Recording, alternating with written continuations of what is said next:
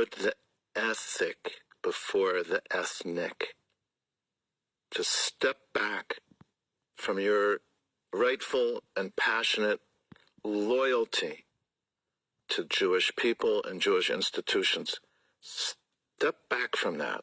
Just set it aside for a minute and try to look at the situation in a bit of a detached way. A settler colonial society that exists because it stole other people's land, destroyed their houses, kicked them out, and it's still doing that continually for more than 75 years, does actually not have a right to defend itself. Individual Israeli Jews should not be harmed or, God forbid, killed, but the state, actually, I don't believe it has a right to defend itself.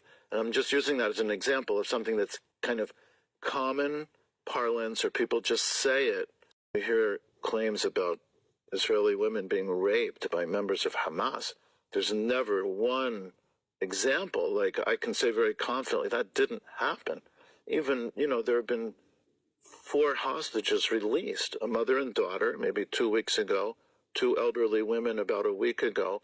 All 4 of them talk very comfortably and freely about how well treated they were fed, nobody harassed them.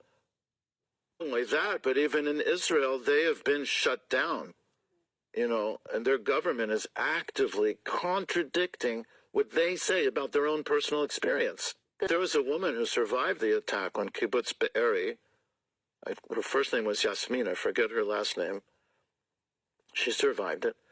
And she said, she's the first one who said that the people around the Jews, the Israeli Jews around her who were killed by Israeli fire. The Israelis were going to free them from the Hamas fighters and killed them. And she said there was a Hamas guy, captured her and said to her in Hebrew, "Don't worry, we're not going to hurt you.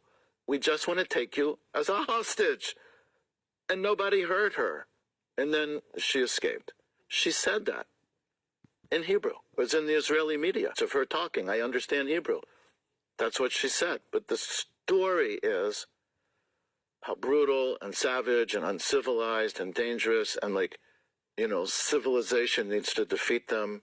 I just want to give some background for me. So again, seriously, in my life, I have heard so many people talk about during the Holocaust, they were in a ghetto, they were in a concentration camp, people around them are dying, and people would say, "Oh, if only someone somewhere in the world knew what was happening to us." And I have that in my mind.